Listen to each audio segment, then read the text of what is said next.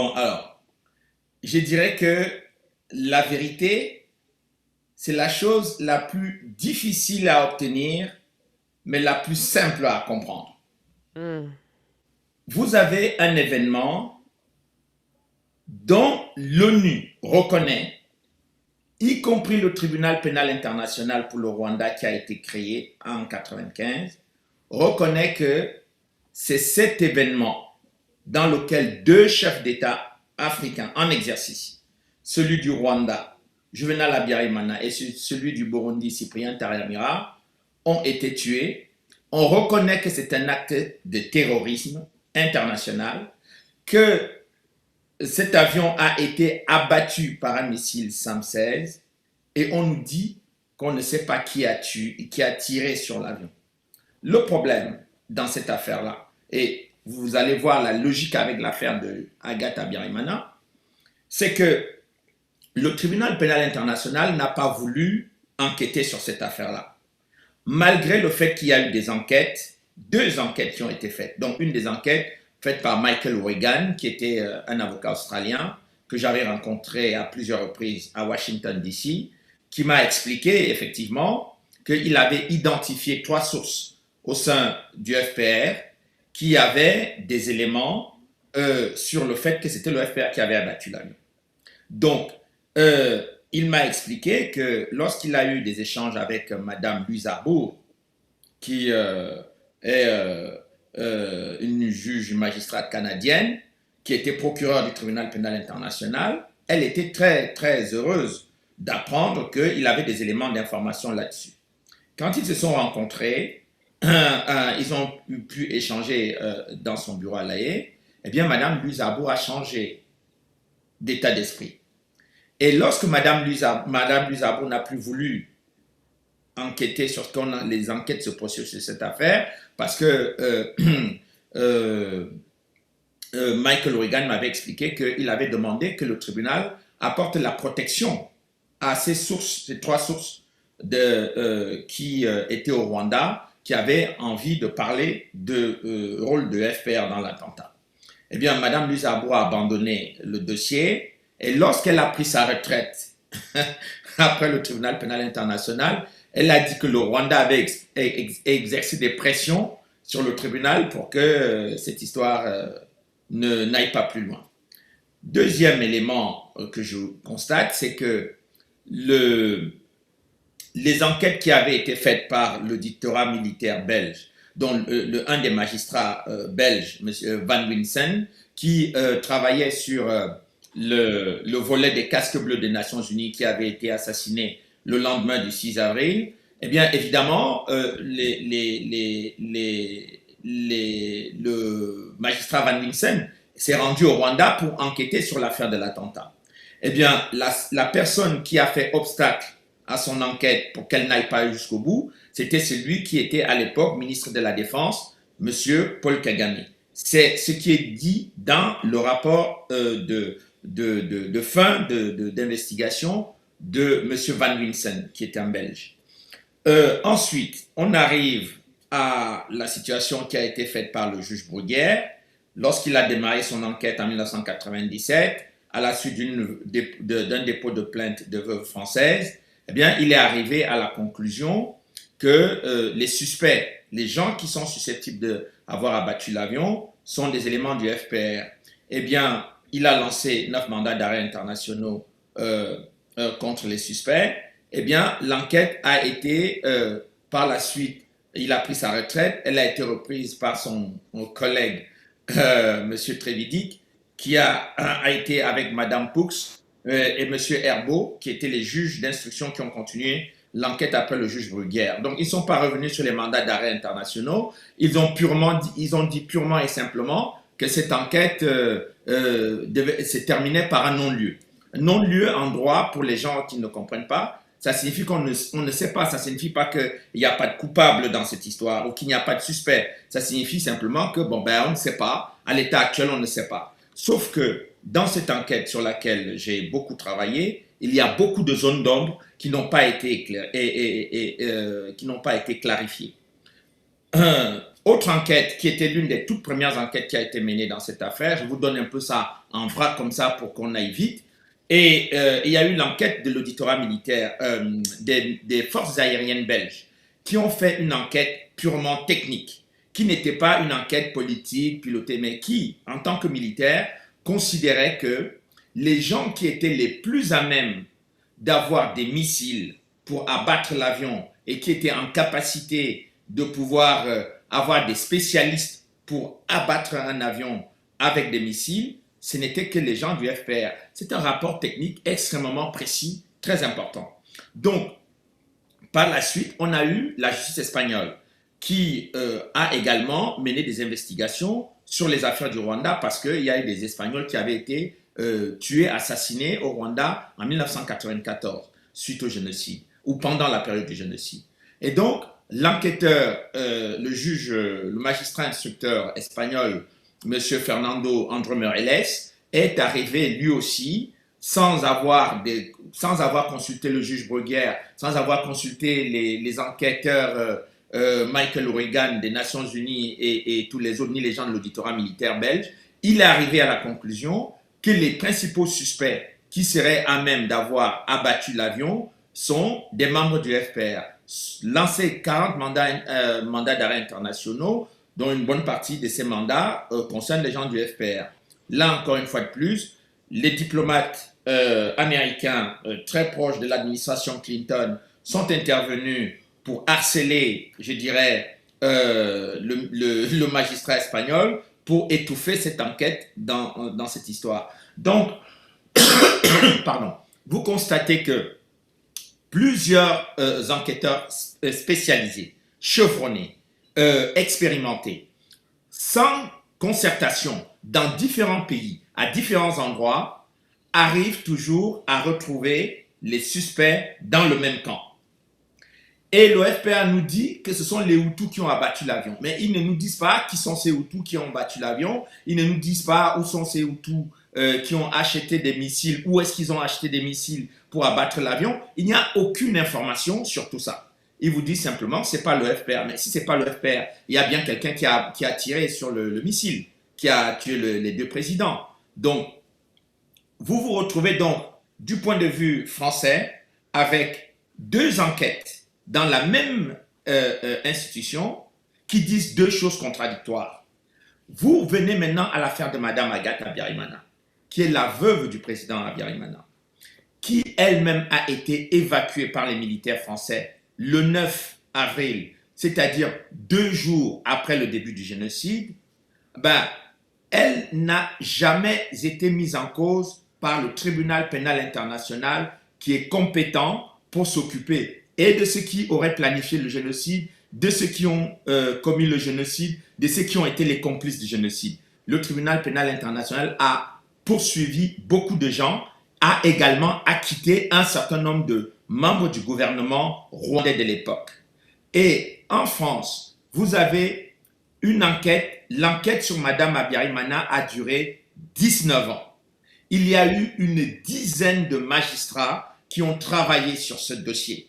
Et ils sont arrivés à la conclusion que Mme Habyarimana n'est pas suspecte d'avoir préparé, planifié et exécuté un génocide au Rwanda. Pendant les 19 ans, les membres, dont les gens qui ont déposé plainte, les associations françaises, la FIDH, la Ligue des droits de l'homme, dont la Fédération internationale des Ligues des droits de l'homme, la Ligue des droits de l'homme, l'association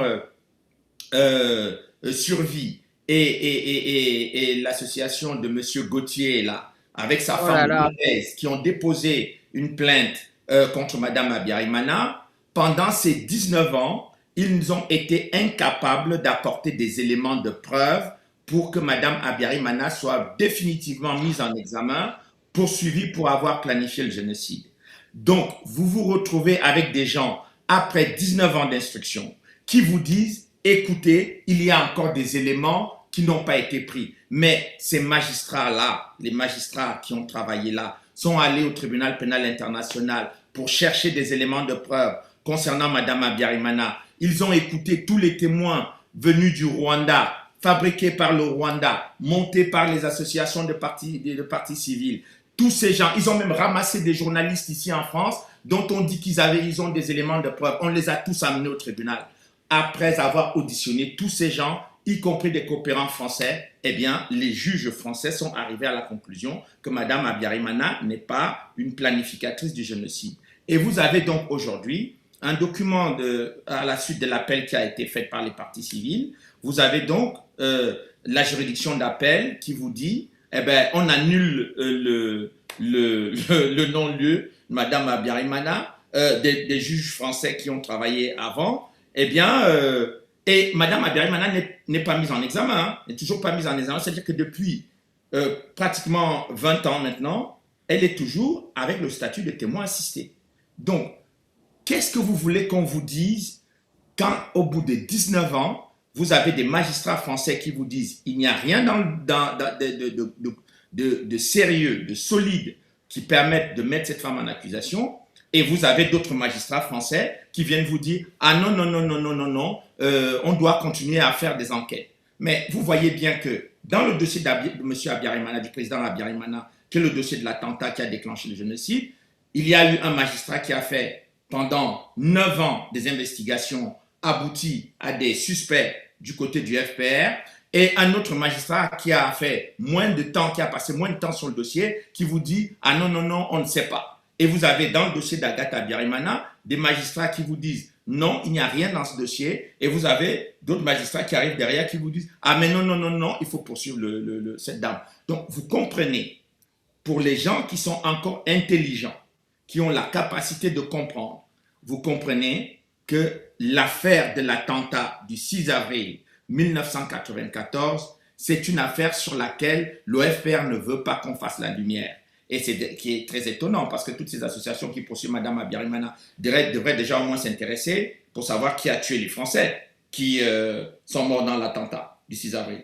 Mais j'ai du mal à penser que ces gens-là sont plus attachés aux Rwandais qu'aux Français qui sont leurs compatriotes.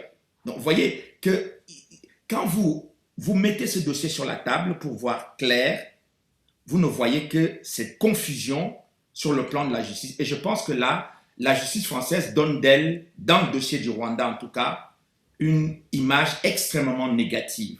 C'est-à-dire que le tribunal pénal international, qui est au-dessus du tribunal français, a considéré que Mme Habyarimana n'était pas suspecte. Donc vous comprenez que le tribunal pénal international n'avait aucun intérêt à ne pas poursuivre Mme Habyarimana si elle était coupable. Vous comprenez? C'était dans l'intérêt de ce tribunal de mettre en évidence les actions que Mme Habyarimana a pu commettre avant. Mais les juges ont considéré qu'elle est plutôt victime parce que son mari était le premier à être tué dans ce qui s'est passé au Rwanda. Donc, pour que cette femme-là ne demande pas la vérité sur l'attentat, eh bien, il faut qu'elle soit poursuivie. En fait, ils veulent quoi? Ils veulent que cette affaire dure, que Mme Habyarimana meure et qu'on dise que finalement, vous voyez, elle avait planifié le génocide. Et comme ça, on ne répond pas à la question de savoir qui a tué son mari et qui a tué le président du Burundi et qui a fait que cet événement mette le feu dans tout le Rwanda. Voilà le fond du problème. Et si on ne comprend pas ça, on ne comprend absolument rien dans le jeu de ping-pong entre le dossier de l'attentat qui est tantôt un non-lieu, tantôt des suspects, Mme Habyarimana, tantôt un non-lieu, tantôt une annulation de non-lieu. C'est devenu un dossier de désordre et de confusion, justement pour cacher la vérité. Hein. C'est tout. Hein. C'est pour ça que dans mon livre, je dis qui a peur de la vérité. Parce que, comme vous avez remarqué, j'ai écrit mon livre avant la décision du non-lieu. Complètement avant la décision du non-lieu. Mais parce que l'atmosphère qui règne en France sur le plan de la justice concernant le Rwanda est une atmosphère qui devient étouffante. Étouffante. Et ce sont les magistrats qui me l'ont dit, hein, des magistrats à la retraite maintenant, qui m'ont dit la façon dont ça se passe chez nous, ce n'est pas très sain sur le dossier rwandais. Voilà ce que je peux vous dire pour planter un peu le décor de toute cette affaire. Wow.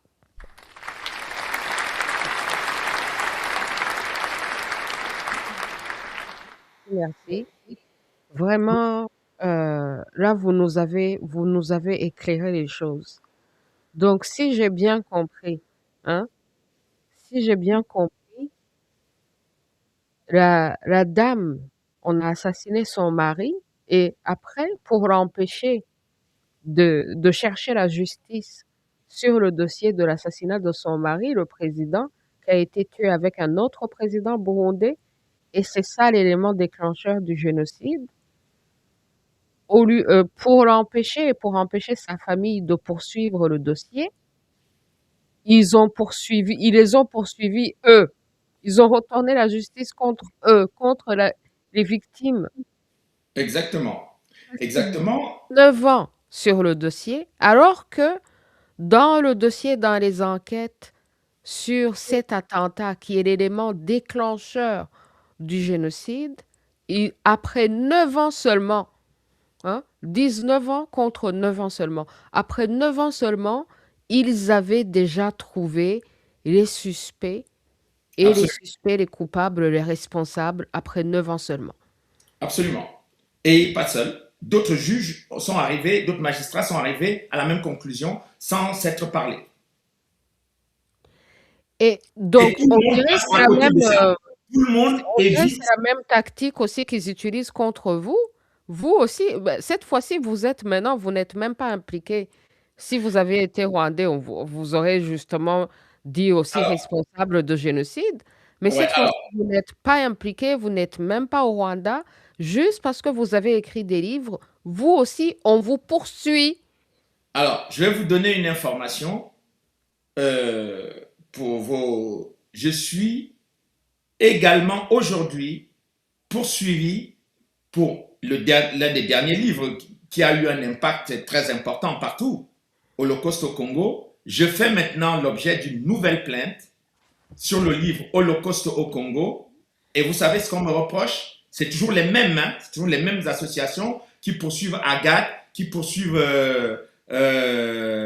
qui me poursuivent, qui poursuivent un peu tout le monde en France ici. Donc toujours les mêmes associations qui sont proches du régime de Kigali. Des suspects marionnettes du Kagamistan. Voilà, donc qui me poursuivent d'incitation à la haine contre les Tutsis du Congo.